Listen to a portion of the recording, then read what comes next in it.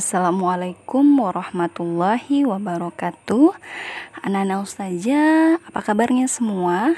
Semoga anak-anak ustazah dalam keadaan sehat walafiat. Amin ya rabbal alamin. Nah, pada kesempatan kali ini kita kembali dalam pembelajaran IPA. Dan hari ini kita akan membahas materi masih seputar pesawat sederhana, menyambungkan dari apa yang kita bahas di minggu lalu. Nah, pesawat sederhana kali ini yang akan kita bahas yaitu mengenai katrol, roda, dan bidang miring. Maka dari itu, mari sama-sama kita mulai pembelajaran kita dengan melafazkan basmalah. Bismillahirrahmanirrahim. Nah, baiklah, kita bahas materi yang pertama yaitu mengenai katrol. Katrol ini sendiri sangat erat kaitannya dalam hidup kita, terutama dalam kehidupan kita sehari-hari. Nah, katrol yaitu sebuah roda yang sekelilingnya diberi tali dan dipakai untuk mempermudah pekerjaan manusia. Prinsip kerja dari katrol sama dengan tuas, yaitu memungkinkan dapat mengangkat benda berat dengan gaya yang lebih kecil tanpa mengurangi besar usaha yang harus dilakukan. Nah, katrol ini sendiri biasanya dia tegak lurus atau ke arah atas atau vertikal. Nah, kemudian dibagi menjadi 3 macam, ada katrol tetap, katrol bebas, dan ada katrol majemuk. Baiklah, kita bahas jenis katrol yang pertama yaitu katrol tetap. Katrol tetap ini berfungsi untuk mengubah arah gaya dan tidak menggandakan gaya kuasa. Keuntungan mekanis untuk katrol tetap itu sama dengan 1. Cara menentukan keuntungan mekanis dari katrol tetap yaitu dengan rumus FB per FK sama dengan LK per LB, yaitu sama dengan 1. Seperti yang dijelaskan pada teori yang sebelumnya, bahwasanya keuntungan mekanis dari katrol tetap yaitu 1.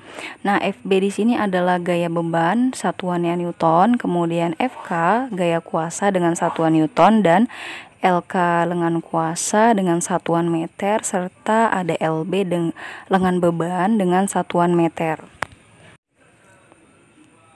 Nah, yang kedua jenis katrolnya yaitu katrol bebas.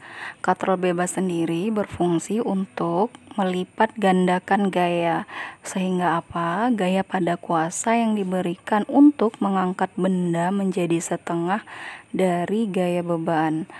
Keuntungan mekanis pada katrol bebas yaitu sama dengan 2. Dimana cara mencarinya yaitu FB atau gaya bebannya dibagi dengan FK gaya kuasa, atau sama dengan LK lengan kuasa dibagi dengan LB atau lengan beban, dan sama dengan 2 karena keuntungan mekanis dari katrol bebas yaitu 2. Baiklah, kita masuki jenis katrol yang ketiga yaitu katrol majemuk. Nah, katrol majemuk ini merupakan katrol gabungan dari katrol tetap dan katrol bebas yang dirangkai menjadi satu sistem yang terpadu. Pada katrol majemuk biasanya digunakan dalam bidang industri untuk mengangkat benda-benda yang berat. Nah, keuntungan mekanis untuk katrol bebas sama dengan jumlah katrol.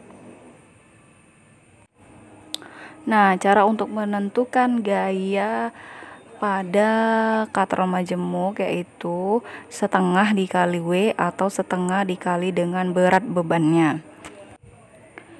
Kemudian pesawat sederhana yang selanjutnya yaitu roda. Nah, roda ini dibagi menjadi 2, yaitu roda berporos dan ada roda bergigi. Baiklah, yang pertama yaitu roda berporos. Nah, roda berporos merupakan pesawat sederhana yang terdiri atas sebuah poros yang melekat pada pusat roda yang lebih besar, sehingga roda dan poros dapat berputar bersama-sama. Kemudian, roda berporos memiliki fungsi untuk mempercepat gaya.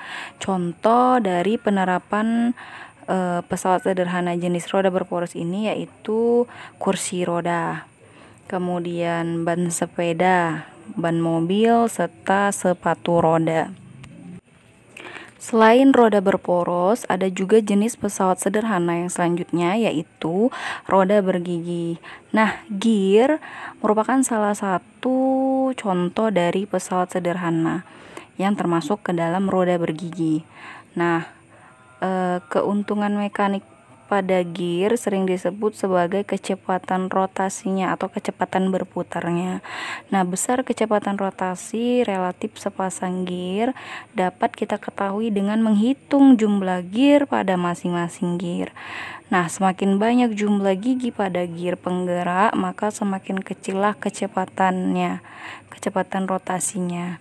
Dan demikian juga sebaliknya. Baiklah, kita masuki jenis pesawat sederhana yang terakhir, yaitu bidang miring. Nah, bidang miring ini merupakan bidang datar yang diletakkan miring atau membentuk sudut tertentu sehingga dapat memudahkan gerak benda. Nah, bidang miring ini sendiri mampu mengubah gaya dan jarak.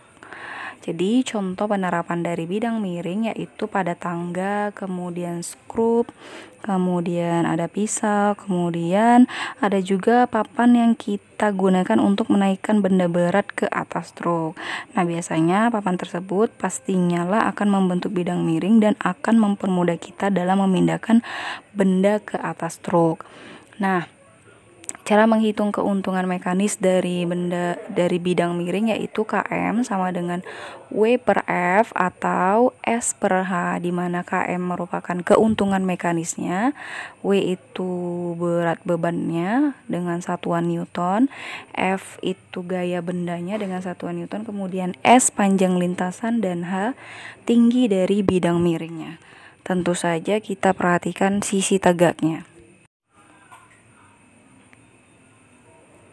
Nah, baiklah, mungkin sampai di sini saja pembahasan kita mengenai pesawat sederhana, khususnya pada materi katrol, roda, dan bidang miring. Semoga Nana saja semua mudah untuk memahami apa yang saja paparkan pada video. Jangan lupa untuk mengulang kembali agar semakin paham. Kita akhiri pembelajaran kita dengan melafazkan hamdalah, alhamdulillahirabbil alamin. Assalamualaikum warahmatullahi wabarakatuh.